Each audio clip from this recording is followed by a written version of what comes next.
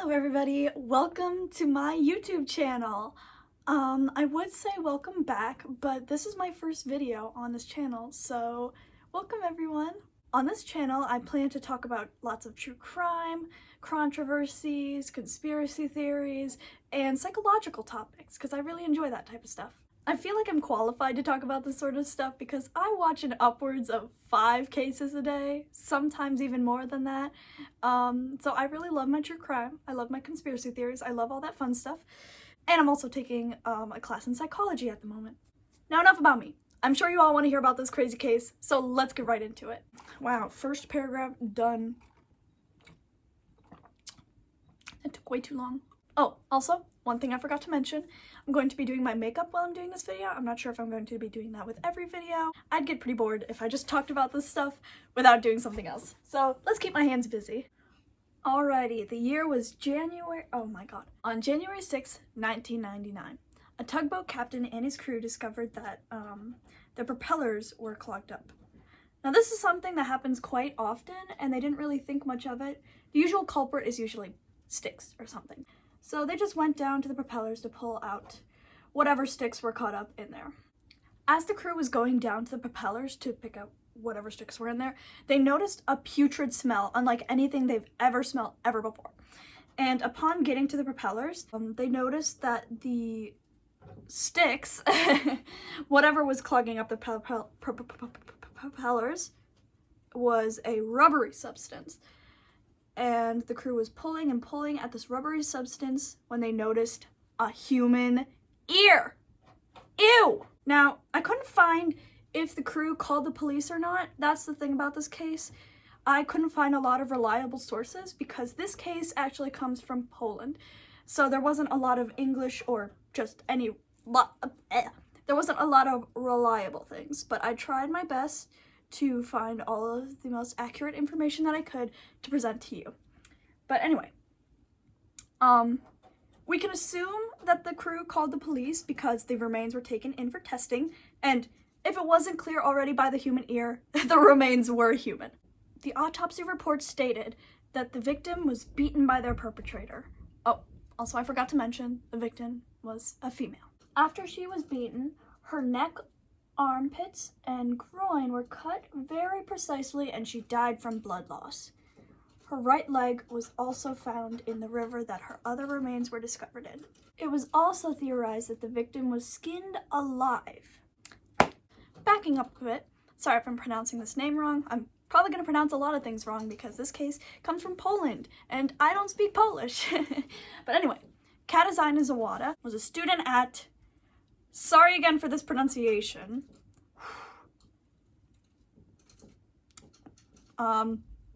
Jagiellonian, I tried, okay? University located in Krakow, Poland in the late 90s. According to all of Zowada's friends, she was a wonderful, sweet, amazing person, except sometimes she was a little withdrawn due to the death of her father. Because of this, Zowada suffered from depression ever since. On November 12th, 1998, Zowada was supposed to meet up with her mother at the psychiatrist clinic in Nawa. Oh my god, I just got blush all over my dress. In Nawa Huta. Oh my god, I should have picked an English case. Where she had been treated for her depression. When she did not arrive for her appointment, her mother went to file a missing person case immediately, like as soon as she found out. But police were advised to wait to file the case. 3 months later is when the tugboat crew and the captain found the remains in the propeller, and when it went in for testing for DNA, it turns out that the remains were Katarzyna Zowada. It was also revealed that the skin was cut in such a way that it was most likely worn as a suit, much like the victims of Ed Gein. Should I do a video on him? After the remains were put to rest, 2 questions remained. Who committed this heinous act and why? The Polish police created a psychological profile for the killer. They assumed that the killer was a sadist, enjoyed the harassment of women, and was most likely skilled in martial arts, which is crazy to me. How can they come up with something that specific? With this information, the police had two suspects in mind, the first being Vladimir W. and Robert Janciewski. I'm sorry. In May of 1999, the Krakow forensics team received the corpse of a man whose head was decapitated and scalped. The victim was Vladimir's own father. Since the two cases were so similar, both being that the victims were skinned and most likely worn, the police took in Vladimir for questioning. However, the police did not find enough evidence to prove that Vladimir was guilty, so he was let off of those charges, but for the charges of murdering his own father, he was only given, get this, 25 years. 25 years in prison. For the murder, decapitation, scalping of a head, and wearing it, and it was the victim's own father. Sometimes I hate the police, you know. That leaves Robert, you know what, I'm not even going to pronounce that last name, I'm just going to call him Robert. That leaves Robert, the second suspect that the police had their eyes on. Robert fit the psychological profile to a T. Even the very specific detail of being skilled in martial arts. Robert also knew Zowada and frequently visited her gravesite. And actually, most premeditated murder cases are actually done by people that the victim knew. So it was looking not so good for Robert. Robert had a history of harassing women, and he worked in a lab dissecting human corpses and animal skins. Robert was also fired from this job because he murdered all of the Institute's rabbits, which he gave no explanation to. Come on, man.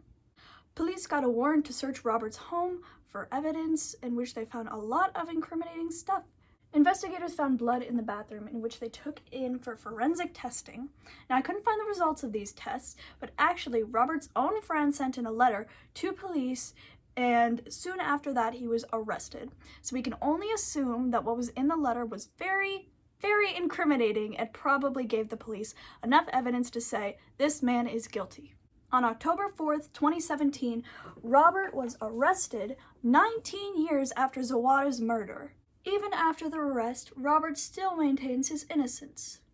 Even though he maintains his innocence, we can assume that Robert is guilty because of all of the evidence against him. One thing that I'd like to mention is that Robert, while in his cell, reported harassment from the prison guards. So he tried to report this, but the charges were dropped, and Robert had no chance of getting out. Nice try, dude. There's a few things that upset me about this case, and I'm sure they upset you as well. The first being that Zowada's mother reported her being missing, and police waited. They waited to file the missing persons case.